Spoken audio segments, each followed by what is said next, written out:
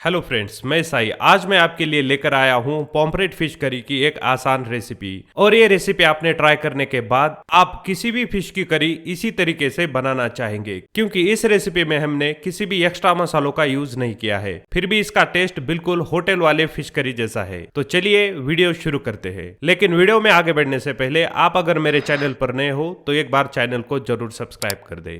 तो यहाँ पर मैंने समुद्र में मिलने वाला मीडियम साइज का पॉम्फ्रेट फिश लिया है और इसके पीसेस को मैंने नमक लगाकर अच्छे से धो लिया है। और इसके साथ ही मैंने यहाँ पर अदरक, लहसुन और धनिया के डंठल की पेस्ट बना कर ली है।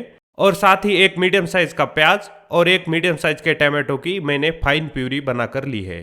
तो सबसे पहले हम फिश के सभी पीसेस मैरिनेट कर लेते हैं। तो मैरिनेट करने के लिए इसके ऊपर डाल दे 1 चम्मच लाल मिर्च पाउडर, आधा चम्मच हल्दी पाउडर और 1 चम्मच नमक। अब ये नमक, मिर्च और हल्दी को पूरे पीसेस के ऊपर हाथों से इस तरीके से रब करते हुए लगा दे।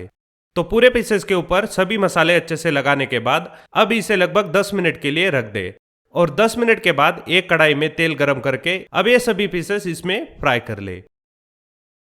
तो सभी पीसेस कढ़ाई में छोड़ने के बाद इसे 1 से 1.5 मिनट तक एक साइड से फ्राई करके इस तरीके से इसे पलटी कर दे और दूसरी साइड से भी इसे 1 से 1.5 मिनट तक फ्राई कर ले।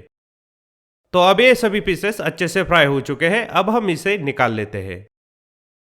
तो करी बनाने के लिए मैंने यहाँ पर कढ़ाई में 4 से 5 चम्मच तेल गरम कर लिया है। अब इसमें डाल दे आधा चम्मच सरसों। और सरसों थोड़ा तड़तड़ने के बाद इसमें ऐड कर देते हैं हमने अदरक, लहसुन और धनिया के डंठल की बनाई हुई पेस्ट।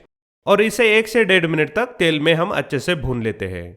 तो अब ये अदरक लहसुन की पेस्ट अच्छे से भूनने के बाद इसमें ऐड कर दे एक मीडियम साइज प्याज की बनाई हुई प्यूरी। और इसे भी 1.5 से 2 मिनट तक तेल में अच्छे से फ्राई कर ले। और इस स्टेज पर हम गैस की फ्लेम मीडियम पर रखेंगे ताकि हम ये प्याज बिना जले अच्छे से भून सके।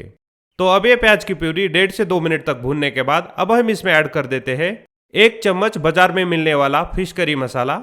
अब हम इसमें ऐड कर देते हैं लाल मिर्च हमने फ्राई किए हुए और 1 चम्मच के सभी पीसेस। तो अब ये मसाले हम सभी पीसेस इसमें ऐड करने के बाद इसके ऊपर डाल दे मसाले अच्छे से मिक्स होने के बाद और अब ये सभी ऐड कर दे करी के अंदर सेट करके अब हम इसे और 1 से 1.5 मिनट तक भी हम इन मसालों के साथ आप चाहे तो इसे ढककर भी पका सकते हैं। तो इस तरीके से ये हमारी पूरे 5 से 6 मिनट के बाद ये करी के सभी इंग्रेडिएंट जरूर ट्राई करें और कमेंट करके मुझे अब हम इसमें आधा कप पानी ऐड कर लेते हैं और चलिए मिलते हैं नेक्स्ट वीडियो में। इसमें ऐड कर देते हैं स्वादानुसार नमक।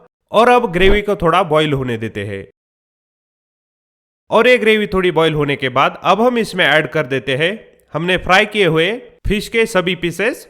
और सभी पीसेस इसमें ऐड करने के बाद इसके ऊपर डाल दे थोड़ा सा हरा धनिया। और अब ये सभी पीसेस करी के अंदर सेट करके अब हम इसे 1 से 1.5 मिनट तक लो फ्लेम पर पकने देते हैं। आप चाहे तो इसे ढककर भी पका सकते हैं। तो इस तरीके से ये हमारी पॉम्फ्रेट फिश करी बनकर तैयार है। आप ये रेसिपी जरूर ट्राई करें और कमेंट करके मुझे बता दे आपकी पॉम्फ्रेट फिश करी कैसे बनी। तो चलिए मिलते हैं नेक्स्ट वीडियो में और एक नई रेसिपी के साथ।